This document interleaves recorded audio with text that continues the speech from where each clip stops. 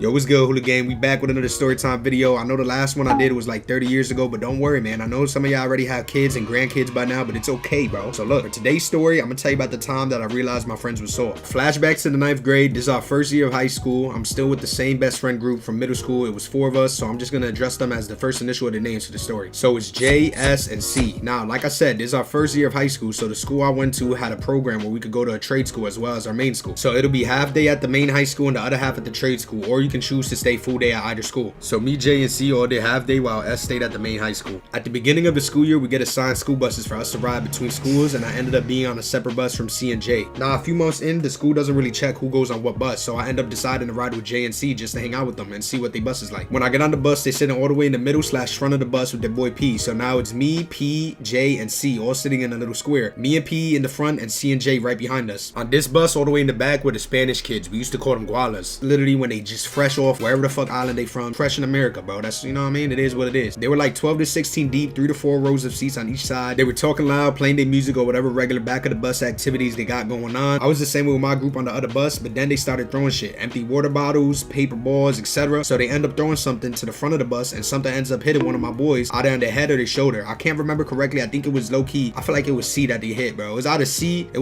or P. It hit somebody. I think it was J.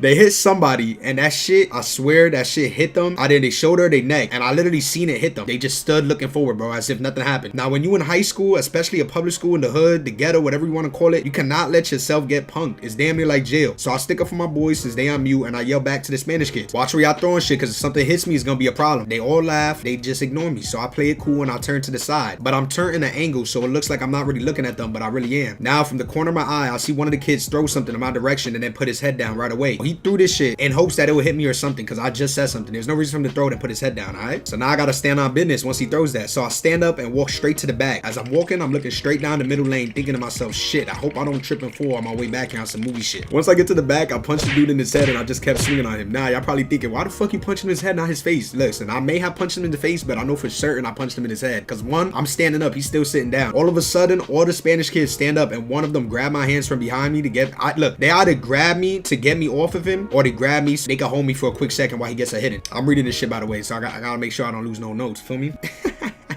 This shit is just funny looking back at it, bro. These niggas is soft, bro. These niggas is sweet. All of a sudden, all the Spanish kids stand up and one of them grab my hands from behind to get me off of them. In the midst of all of that, I get punched under my eyes. So this whole time, I'm thinking we having a group fight, my friends versus all the Spanish kids. Nah, I'm saying all the Spanish kids as if me and my boys ain't Hispanic ourselves. The bus driver then stops the bus and everything dies down. And I look back to the front and still see all my friends frozen in their chairs. C was actually the only one standing up. He ain't moved from his seat, but at least he stood up, I guess. I walked straight to the front of the bus and sit away from my group. C even tried talking to me and asked me if I was okay, and I just ignored him and walked straight past him. I was tight. Nah, that's all for the story time. If you want a part 2 where I go in depth of what happened between my friends and the dude I fought, or even what happened with security after the fight, let me know by slapping the titties off that like button. And as always, I hope y'all enjoyed. I know about me, and it's the only way I know how to rock. This is a throwback on top of a throwback. So sick of love songs, but this one my soul left. Baddie had crossed my eyes and she looked like a whole snack. Waiting days to know your name, eventually lost track. If you listen close enough through these songs I've been, I don't know if I'm broken or maybe I'm bent.